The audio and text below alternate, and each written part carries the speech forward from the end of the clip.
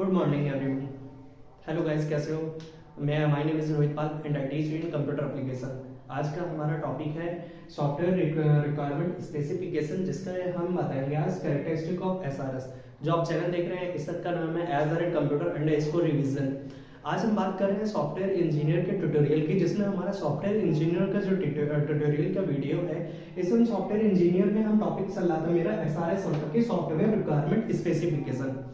जैसा कि मैंने आपको सभी लोगों को बताया, सॉफ्टवेयर रिक्वायरमेंट जो स्पेसिफिकेशन है हमारा, किसी भी सॉफ्टवेयर को अगर हम क्रिएट करते हैं या सॉफ्टवेयर को बनाते हैं तो उसमें जो रिक्वायरमेंट है उसको स्पेसिफाई कराता है, मतलब उसको एक्सप्लेन कराता है कैसे हम किसी सॉफ्टवेयर को जनरेट करेंगे, किसी सॉफ्टवेयर को डेवलप करेंगे। अगर हम किसी सॉफ्टवेयर को डेवलप भी कर रहे हैं तो उसमें क्या रिक्वायरमेंट है, क्या हम गैदर कर रहे हैं रिक्वायरमेंट, उसके बारे में आज हम एक्सप्लेन करेंगे।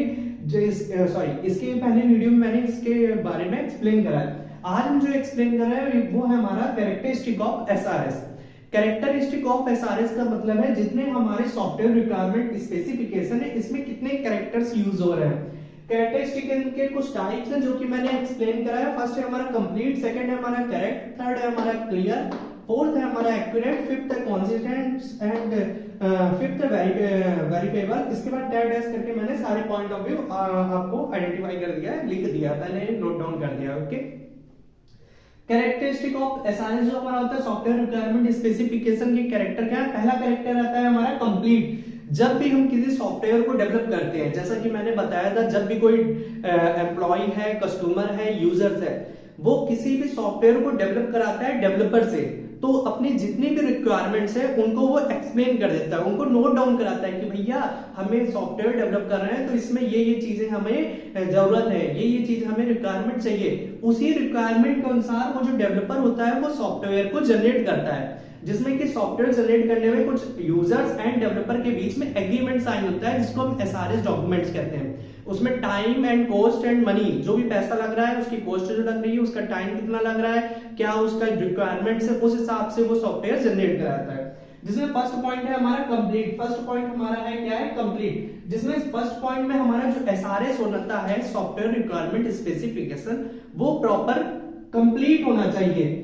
जो भी सॉफ्टवेयर की जरूरतें हैं, जितनी भी रिक्वायरमेंट से जरूरत है, वह सभी एसआरएस मतलब कि सॉफ्टवेयर रिक्वायरमेंट स्पेसिफिकेशन में उल्लेखित, मतलब उसमें अच्छी तरीके से आइडेंटिफाई होनी चाहिए, नोट डाउन होनी चाहिए, लिखी होनी चाहिए।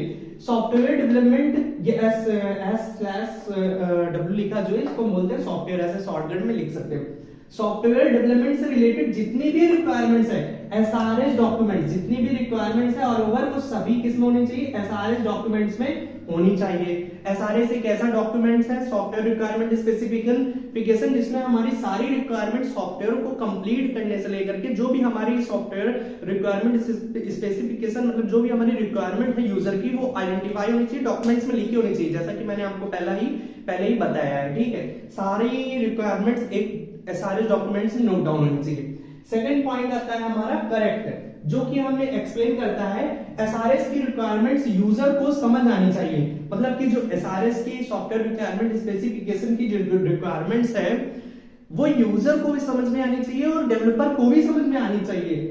इजी रहता है, इजी ये होता है अगर हमें रिक्वायरमेंट्स कोई हम काम करने जा रहे हैं, अगर उस काम के बारे में हमें प्रॉपर पता है कि हाँ वो काम कैसे करा जाएगा तो इजी रहेगा ना। जानकारी ही नहीं है कैसे काम होगा तो कैसे काम चलेगा।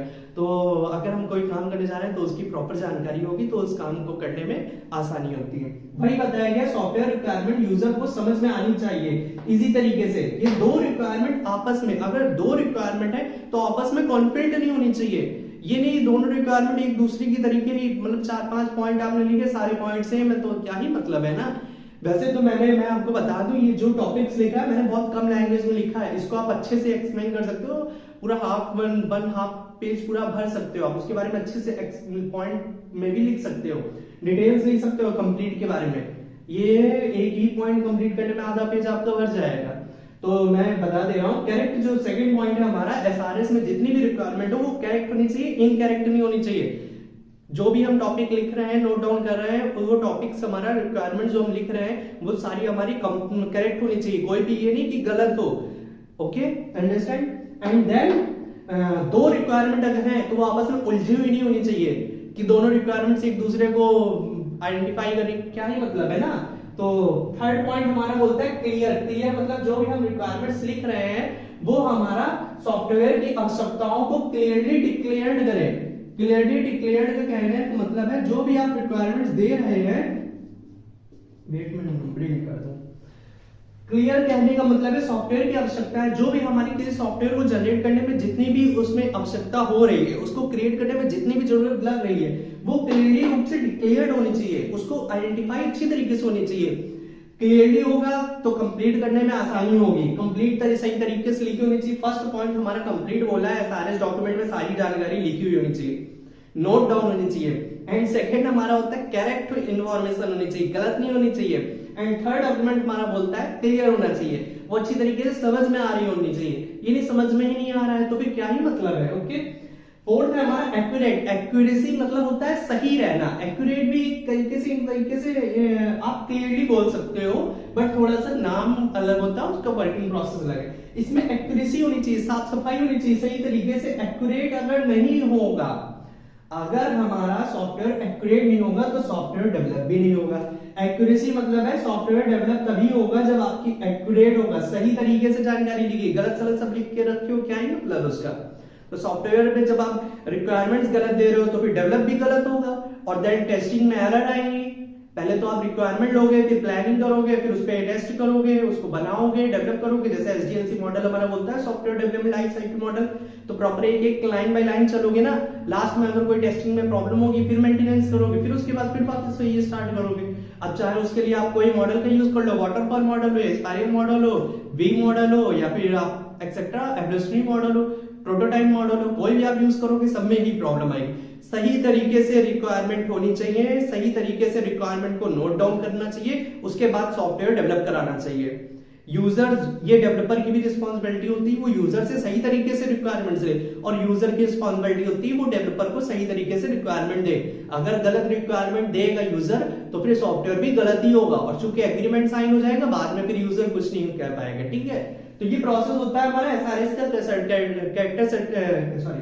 कैरेक्टरिस्टिक यही बोलते हैं कि एसआरएस की जो भी हमारी गलतियां उनको होने से बचाने के लिए हमारा कैरेक्टरिस्टिक ऑफ एसआरएस होता है, सॉफ्टवेयर रिक्वायरमेंट स्पेसिफिकेशन। ठीक है, and then last fifth number हमारा पॉइंट है कंसिस्टेंट, मतलब कि स्टार्टिंग से लेकर के, स्टार्टिंग से जब डेवलप कर रहा है डेवलपर, तो स्टार्टिंग से लेकर के एंड तक का कंसिस्टेंट होना चाहिए, जिससे यूजर इजीली रिक्वायरमेंट को समझ सके। अगर आप सही तरीके से रिक्वायरमेंट्स दोगे तो स्टार्टिंग से लेकर के एंड तक का रिक्वायरमेंट्स आपकी यूज होंगी, डेवलपर सही तरीके से समझ पाएगा, और डेवलपर समझ पाएगा तभी यूजर को एक्सप्लेन कर पाएगा। रिक्वायरमेंट यूजर ने सही तरीके से दी है तो आगे चल के प्रॉब्लम नहीं फेस करनी पड़ती है। तो फिर हमारा क्या होता है, स्टार्टिंग से एंड तक का कंसिस्टेंट होना चाहिए, जिससे यूजर इजीली रिक्वायरमेंट को समझ सके। कॉन्सिस्टेंसी तभी प्राप्त की जा सकती है जब दो रिक्वायरमेंट, यहाँ पे आप पॉइंट पे ध्यान दीजिएगा, दो रिक्वायरमेंट के बीच विरोधाभास ना हो। ये जो हमारा पॉइंट बोल रहा है ये हमारा यही है, दो रिक्वायरमेंट्स आपस में कॉन्फ्लिक्ट ना हो, दो रिक्वायरमेंट्स क्या उलझी हुई ना हो। तो यहाँ पे दो रिक्वायरमेंट जो है वो एक दूसरे से विरोधाभास ना हो। ठीक है, इनडायरेक्टली आप फर्स्ट सेकंड पॉइंट और हमारा फिफ्थ पॉइंट भी थोड़ा मिलता जुलता है, लेकिन आप नंबर्स वाइज नंबर करोगे तो मार्किंग के लिए बेटर रहता है, पॉइंट्स एंड मार्किंग अच्छी आती है। देन हमारा वेरीफाइबल। वेरीफाइबल मतलब आप वेरीफाई कर रहे हो, चेक कर रहे हो, प्रॉपर टेस्टिंग कर रहे हो। टेस्टिंग करने में एरर आएगा फिर आप प्रॉपर वर्क करेगा। डेवलपर है, कोई चीज बना रहा है, टेस्ट तो करते हो ना। जैसे कि खाना बना रहे हैं, सपोज घर में अगर कोई वुमेन से या मैन से कोई खाना बना रहा है, उसको है ना, खाना बनाएगा तो उसका टेस्ट करेगा ना, टेस्ट चेक करके देखिए हाँ ठीक नहीं, टेस्ट अगर ठीक होगा तो देन आगे फिर वो प्रोसेस करेगा। या फिर इतना एक्सपीरियंस होना चाहिए कि टेस्टिंग ना करो, आपका पूरा अच्छी तरीके से प्रॉपर वर्क करे। बट टेस्टिंग रिक्वायरमेंट्स होती है, आप टेस्टिंग, क्योंकि अगर टेस्टिंग नहीं करोगे तो बाद में कहते नहीं ओवर कॉन्फिडेंस में प्रॉब्लम होती है। तो वही चीज है, कॉन्फिडेंस हो, ओवर कॉन्फिडेंस नहीं। जो हमारे पॉइंट बाय पॉइंट बोले जा रहे हैं सेम वही है। जैसे आप किसी मकान को डेवलप करते हो तो पहले प्लानिंग करोगे, उसके रिक्वायरमेंट्स लाओगे, देन उसको डेवलप करोगे, लास्ट में टेस्टिंग भी करोगे, रह मजबूत है या नहीं है, तो ज्यादा हिल डुल रहा है, बाद में फिर मेंटेनेंस में, फिर मेंटेनेंस भी होता है लास्ट में, फिर गैदरिंग होगा तो प्रॉब्लम्स होती है। इसलिए ऐसे ही हमारा सॉफ्टवेयर डेवलपमेंट में भी है। सॉफ्टवेयर डेवलपमेंट में सॉफ्टवेयर डेवलप जब कर रहे हो तो उसमें क्या होना चाहिए, वेरीफाई होना चाहिए। एसआरएस में जो भी एसआरएस सॉफ्टवेयर रिक्वायरमेंट स्पेसिफिकेशन में जो भी लिखा गया है वो वेरीफाई होना चाहिए एक्सपर्ट्स के द्वारा। एक्सपर्ट्स जो होते हैं वो चेक करते हैं प्रॉपर सही है कि नहीं है, डेवलपर ने सही बनाया नहीं, टेस्टिंग होती है, टेस्टिंग होने के बाद अगर सही होता है प्रॉपर तब आगे प्रोसेस दिया जाता है, हाँ अब ठीक है। जैसे किसी हाईवे का अगर निर्माण हो रहा होता है सिविल इंजीनियर के द्वारा कोई हाईवे बनाया जाता है तो उसकी टेस्टिंग की जाती है, हाँ ठीक है कि नहीं, ठीक है, तब उसके बाद आगे टेस्टिंग के बाद एक्सपर्ट्स टेस्ट करते हैं, उसके बाद आगे प्रोसेस के लिए दिया जाता है, हाँ आप लोग जा सकते हैं, ठीक है। ये होता है वेरीफाई होता है। इसके बाद हमारा मॉडिफाई होता है। मॉडिफाई मतलब कि अगर आप मॉडिफाई करो किसी चीज को, सॉफ्टवेयर को बना रहे हो तो टेस्टेबल होता है। सॉफ्टवेयर जो है वह टेस्टेबल होना चाहिए, मतलब टेस्टिंग उसकी होनी चाहिए, सॉरी मैं टेस्टेबल बोल दिया। मॉडिफाई में क्या होता है, सॉफ्टवेयर रिक्वायरमेंट स्पेसिफिकेशन जो है हमारा वो डॉक्यूमेंट्स ऐसा रेडी करो कि वो मॉडिफाई भी हो सके। मॉडिफाई का मतलब अगर आप कुछ गलत हो गया है, कुछ अगर सॉफ्टवेयर बनाने में कोई गड़बड़ी हो गई तो उसको वापस एडिट भी तो करा जा सकता है। क्या फिर से प्रॉपर स्टार्ट करोगे? मान लो आप स्टार्टिंग साल काम कर रहे हो, बीच में कोई गड़बड़ हो गया तो फिर से वहीं से मॉडिफाई करोगे ना, एडिटिंग करोगे, एडिटिंग करके देन फिर से आप जनरेट करोगे, या स्टार्टिंग से आप फिर से बनाना स्टार्ट करोगे, तब तो बहुत ज्यादा टाइम लगेगा। अगर किसी सब्जी में नमक ज्यादा हो गया है तो क्या करोगे, थोड़ा बहुत पानी मिला दोगे, आलू डाल दोगे, यही तो करोगे ना, थोड़ा बहुत सब्जी का मटेरियल जो है बढ़ा दोगे, नमक ठीक हो जाएगा, या फिर और कोई ऑप्शन चुनोगे जिससे नमक को कम करा जा सके, या फिर ये करोगे वो सब्जी फेंक दोगे फिर से आप बनाना स्टार्ट करोगे। तो ऐसा नहीं कर सकते ना, करने को तो कर सकते हैं, टाइम वेस्ट होगा, टाइम भी वेस्ट है, मनी भी वेस्ट है, आपकी कॉस्ट भी बर्बाद जा रही है और टाइम भी जा रहा है फालतू का, है ना। तो मॉडिफाइएबल का मतलब है कि आप उसको मॉडिफाई कर सकते हो। कोई भी सॉफ्टवेयर अगर आप जनरेट कर रहे हो तो उसको मॉडिफाई भी हो सके, ऐसा सॉफ्टवेयर बनाया जाता है, ठीक है। सॉफ्टवेयर तो बनाने बैठ गए, बाद में मॉडिफाई नहीं हो रहा है, एडिट नहीं हो रहा है। रिक्वायरमेंट्स, मान लो कस्टमर की रिक्वायरमेंट्स थी, उसने बोल दिया ठीक है मैं थोड़ा सा और पे कर दूंगा, इसमें एक काम करो एक चीज और ऐड कर दो, डायनेमिक मुझे वेबसाइट बनवानी है, डायनेमिक सॉफ्टवेयर जनरेट कराना है, थोड़ा सा और ऐड कर दो, इसमें ये चीजें भी होनी चाहिए, मैंने नई एग्रीमेंट्स में लिखा था लेकिन मैं आपको उसका पे कर रहा हूँ, देन ऐसा काम होता है। तो फिर क्या होता है, हाँ चलो ठीक है, अच्छा मैं देखता हूँ, एडिट कर दूंगा। एडिट करने का मतलब है सॉफ्टवेयर मॉडिफाई होना चाहिए, डेवलपर के लिए बेनिफिट्स होता है, ठीक है। एंड 8 नंबर पॉइंट है हमारा टेस्टेबल।